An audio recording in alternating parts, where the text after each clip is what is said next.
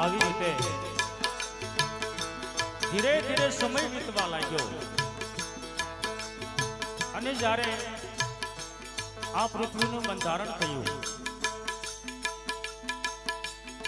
ત્યારે પૃથ્વી ઉપર દાનવો અને માનવીનો વિસ્તાર વધવા લાગ્યો.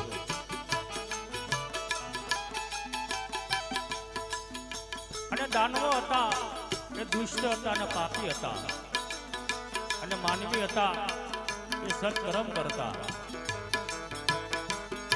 અને જ્યાં જ્યાં પૃથ્વી ઉપર સાધુ સંતો બ્રાહ્મણો યજ્ઞ કરતા હોય, એ યજ્ઞમાં રાક્ષસો આવી અને યજ્ઞની અંદર હાડકા અને માંસ નાખી યજ્ઞનો ભંગ કરાવતા. અને ધીરે ધીરે સમય વીતવા લાગ્યો. એક દિવસ બ્રહ્માના પુત્ર નારદજી હાથમાં વીણા લઈ અને પ્રભુનું ભજન કરતા કરતા સ્વર્ગલોકમાંથી પૃથ્વી ઉપર ધીરે ધીરે આ ચાલ્યા આવે છે.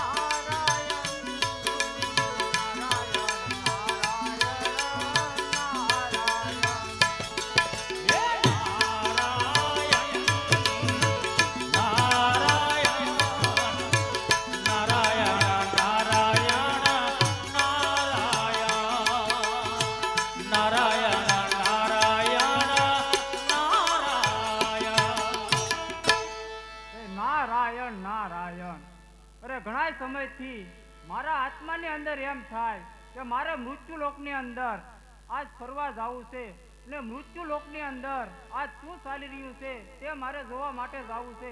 તો ચાલ અત્યારે હું મૃત્યુ લોકમાં જાઉં.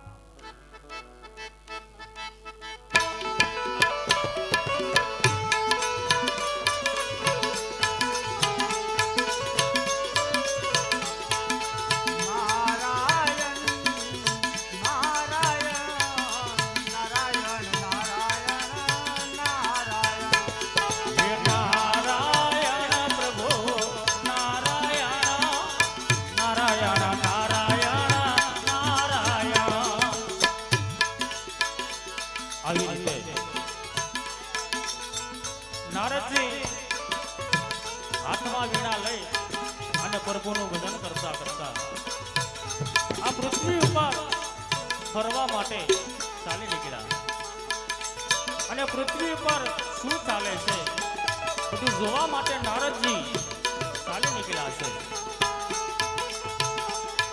અને એક દિવસ પૃથ્વી લોકમાં બધા સાધુ સંતો બ્રાહ્મણો પૃથ્વી માતાને રીઝવવા માટે યજ્ઞ કરવાનો વિચાર કરે છે.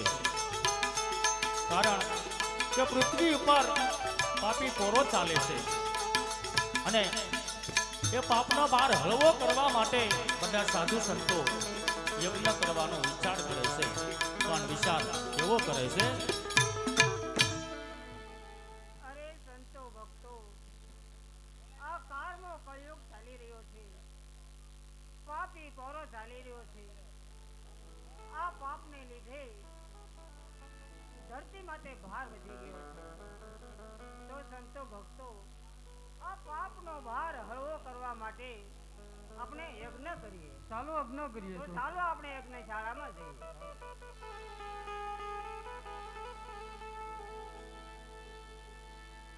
આવી રીતે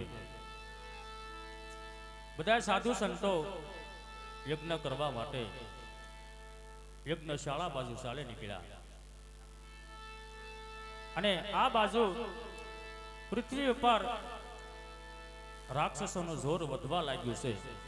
પણ જોર કેવું વધ્યું છે?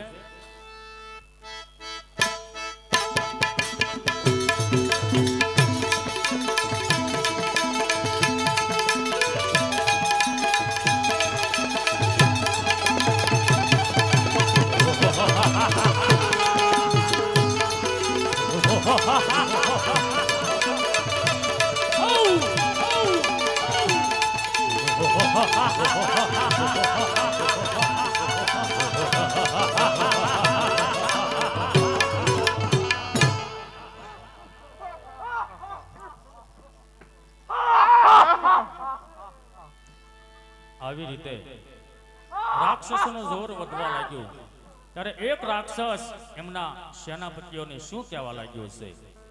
અરે સેનાપતિ, આ પૃથ્વી ઉપર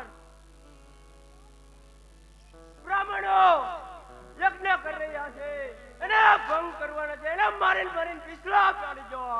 ચાલો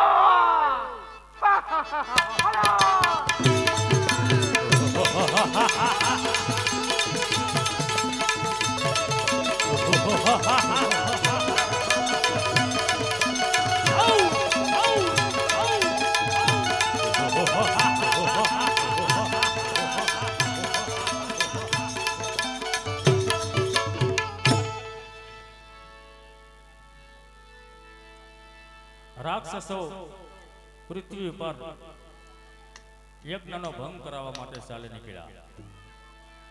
આ બાજુ બધા સાધુ સંતો ભેગા થઈ અને પૃથ્વી માતાને રીઝવવા માટે યજ્ઞ કરવા માટે જાય છે.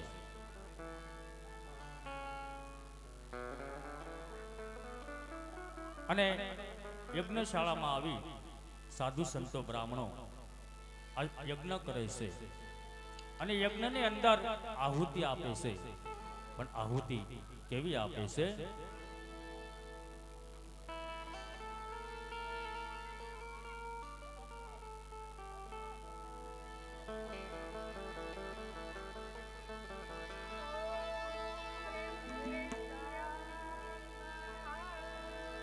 સૂર્ય દેવતાય નમઃ સ્વાહા, આદ્યા શક્તિ માતાય નમઃ સ્વાહા, ચામુંડાય માતાય નમઃ સ્વાહા,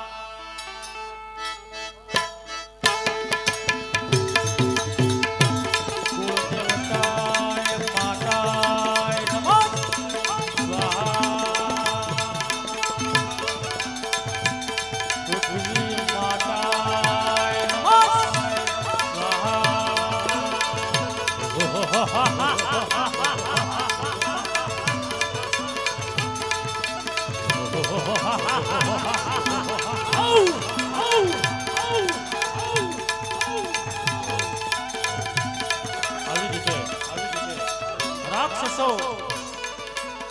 જ્યાં સાધુ સંતો યજ્ઞ કરતા હોય ત્યાં આવ્યા છે. ત્યારે એક રાક્ષસ એમના સેનાપતિઓને શું કહેવા લાગ્યો?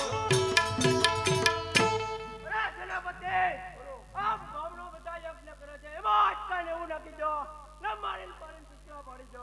ચાલો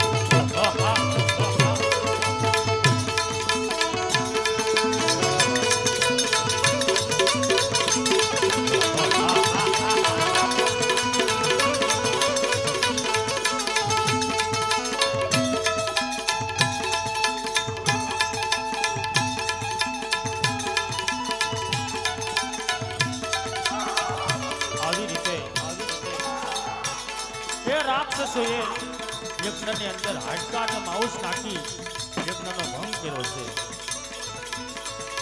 અને સાધુ સંતોને બહુ માર માર્યો છે અને રાક્ષસો ત્યાંથી આકાશ માર્ગે ચાલી નીકળ્યા છે. આ બધું દ્રશ્ય નારદજીએ જોયું કે પૃથ્વી ઉપર કેવો પાપી પોરો ચાલે છે. નારદજીના આત્માની અંદર બહુ દુઃખ થયું છે કે વાહ પ્રભુ, આ પૃથ્વી પર કેવા રાક્ષસો પાપ કરે છે. અને નારદજી આજ કહેવા લાગ્યા છે, પણ શું કહે છે? અરે નારાયણ નારાયણ, આ રાક્ષસો તો આ બ્રાહ્મણોના યજ્ઞની અંદર આજ માઉસને હાડકા નાખીને આ બ્રાહ્મણોના યજ્ઞ ભંગ કરે છે. અરે આ તો ખરેખર અન્યાય કહેવાય. તો ચાલ હું આગળ જાઉં ને આગળ શું ચાલી રહ્યું છે તે જોવા માટે.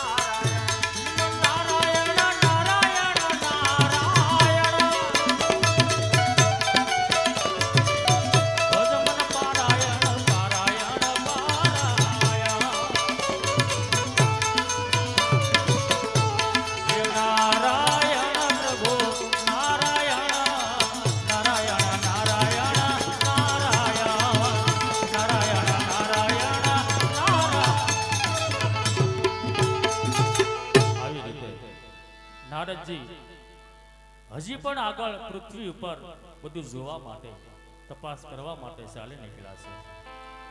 ત્યારે સાધુ સંતો આ શું કહેવા લાગ્યા? અરે સંતો ભક્તો, આ રાક્ષસો આપણા અગ્નિની આહુતિને કોઈ દાદ નથી, તો હવે આપણે શું કરીશું? આમ ને આમ પૃથ્વી પરથી ભાર નહીં મૂકે. તો હે સંતો ભક્તો, આપણે પૃથ્વી માતા પાસે જઈએ, એ કંઈક ઉકેલ આપશે. ચાલો જઈએ.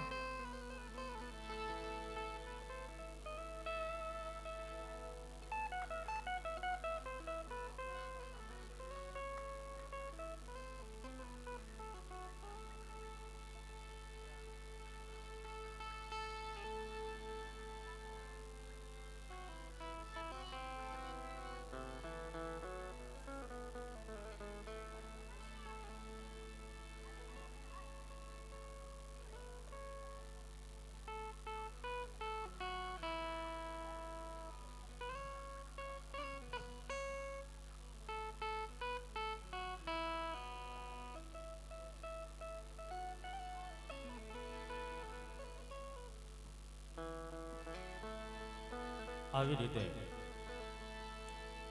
સાધુ સંતોના આત્માની અંદર બહુ દુઃખ થયું છે.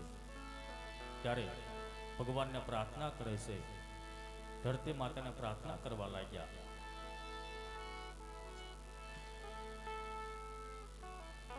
હે પૃથ્વી માતા, આ તમારા પડ ઉપર પાપી પોરો ચાલી રહ્યો છે.